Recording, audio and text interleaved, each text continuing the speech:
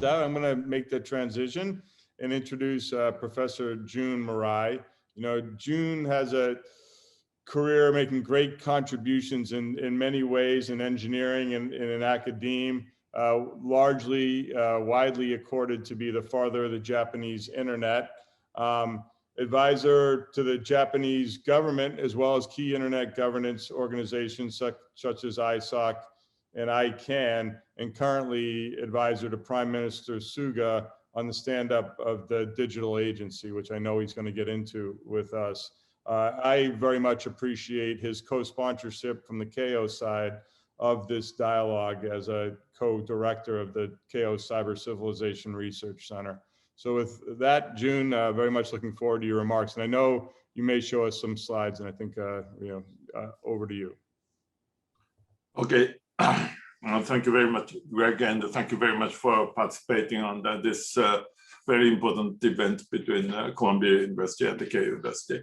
So I'm gonna, yeah, as Greg mentioned, and I decided to use the slides because I'm talking about more the geopolitics, geoeconomics type of a way. So I need a map.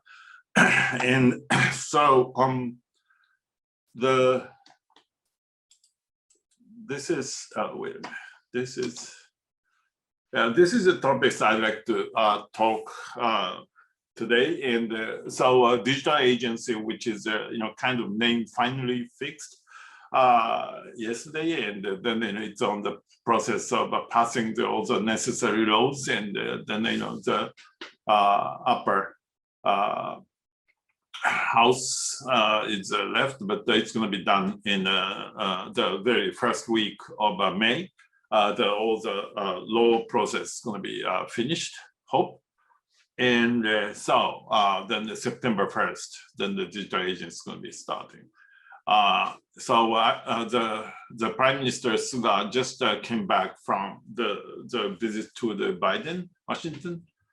And one of the things I like to bring is a kind of a maritime cybersecurity related issue, which is as a kind of a diplomatic statement between the US and Japan, especially it's a FOIP, free and open Indo-Pacific, and also a Quad, which is adding the Australia and the India, and so the 4 countries. So who are the group is very active these days to take care of. Both are talking about the targeted on the ocean. So this is a so for ocean.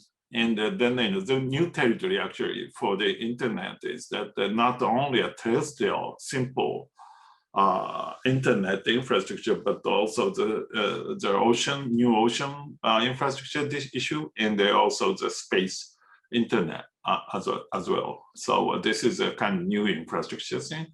And the new agency, digital agency, obviously in Japan.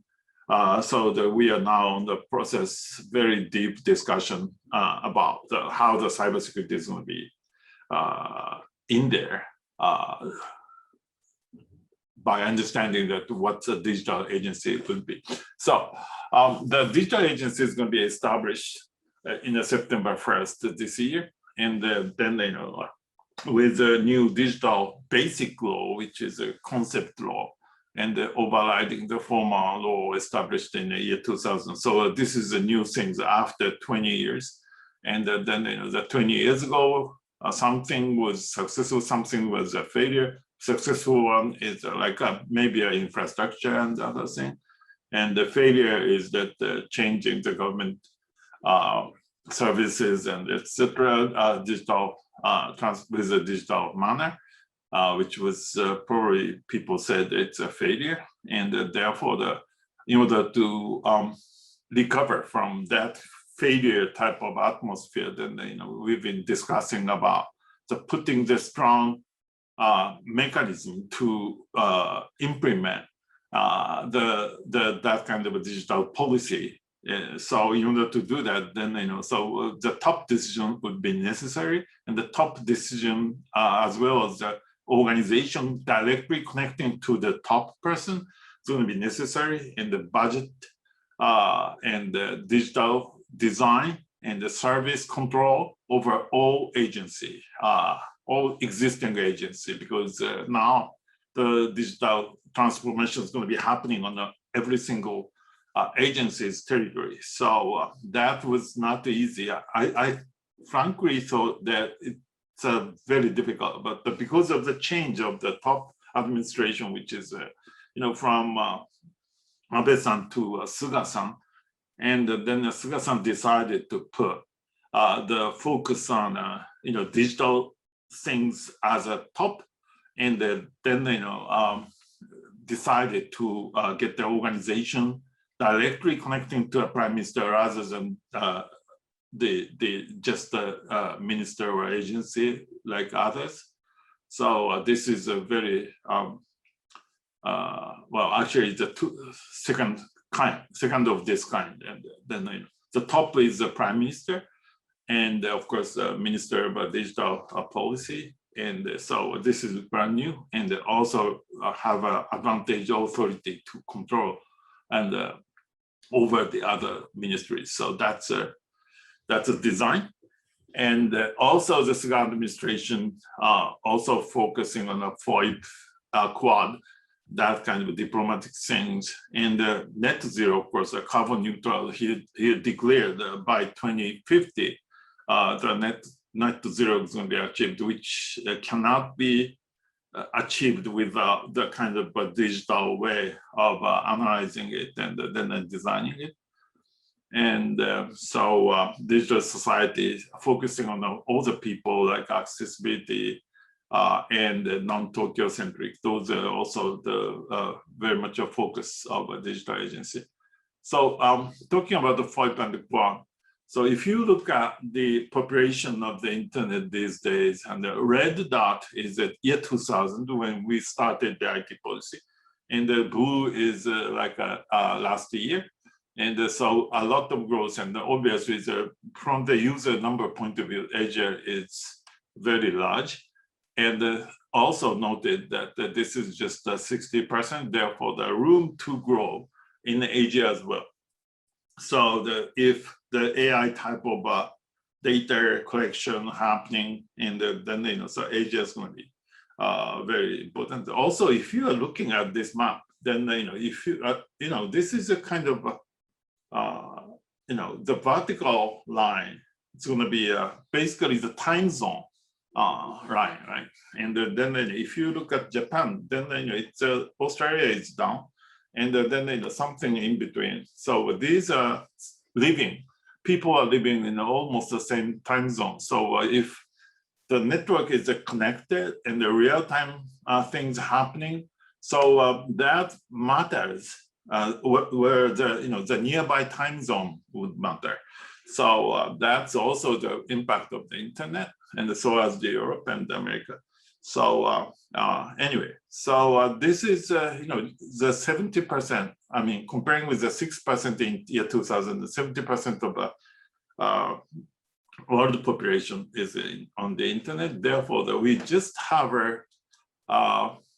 very few time for the other population around the world is going to be connected. So talking about the Asia, then China, India, of course, and Indonesia and Japan. So those are the from the number of users of the internet. So this is obvious, but then as I said, it's a lot of room still to grow in 5 years, 10 years.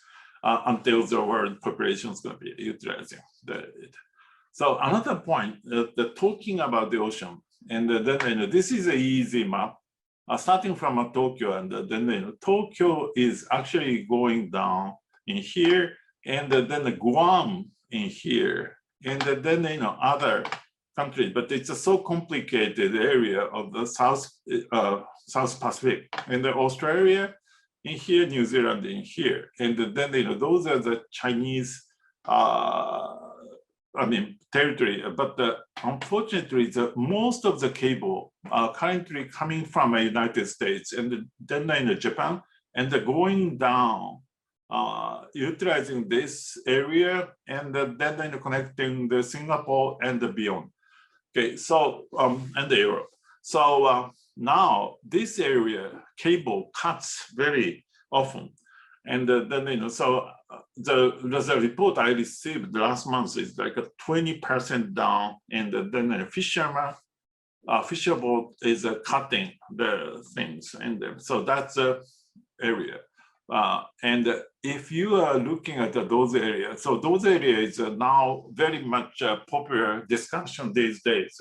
And then the Digicel, who's providing the cellular phone in these islands, are bankrupted, and then so the Chinese company is offering to provide the services to the other area of the South Pacific, which is considered from Australian national security things that because it's good for these islands. Remember the .tv, Tubal sold their domain .tv to Google, and then so they have participation to the United Nations because of that money. So this economics is now rely on a kind of digital infrastructure thing. So anybody who's offering the economy by the 5G infrastructure, internet in those areas, then those companies gonna move, those countries gonna move. So then they're gonna talk about creating the new port for the their submarine or anything. Therefore, the Australia especially jumped out, and then asking for the help to the United States and other areas. So I call it the 5G republic instead of the banana republic. So the economy is now utilizing the 5G infrastructure instead of a banana or pineapple in the old days. So and the new infrastructure thing. So as I mentioned, this area is a cable cut, and then Southeast Asia suffers slow internet due to broken under cables. This is what's been observed in this area. Therefore, we have decided, starting from the academic network, that utilizing Guam as a hub to connect Japan and the Southeast Asia. So this is a new topology, and also the Arctic Ocean melted. Therefore, there is an installation both from the Canadian side and the Finland side to reach to Pacific, which is creating the alternative paths for the south route, and then we are having the north route as well because of the melt of the Arctic Ocean. And then this is going to be connecting to the new landing points, and like Vancouver in the American area, Seattle as well. So, and also Guam, as I said, Guam is going to be a kind of center of a hub. And also the announced was the new South Cable, Santiago to Sydney, and then on to Guam, Japan, and the Southeast Asia. And of course, Hawaii, we now restarted to very actively to work with the University of Hawaii for the redesigning of the Pacific topology for at least for the academic network. But the academic network is a very broad. Therefore, it's going to be working with cable companies and then design an academic network. But this is very much now. Unlike the kind of 20 years ago, this is very much a more economy, geopolitics related thing. And then from the space connectivity, so those fishermen in this area, we have studied with various area of study, the researchers. And China had of course, the GPS like a location satellite, and also this is a kind of geosatellite, which is like an Intelsat type of a thing. The different thing is it's a satellite form, right? So very, very limited bandwidth for the data. But the different thing is if you go to Shenzhen and then they are selling the very cheap devices and they're running Android on it so that they can run even the very small bandwidth, but they can run the Alipay and the location information from there and every single fisherman's boat.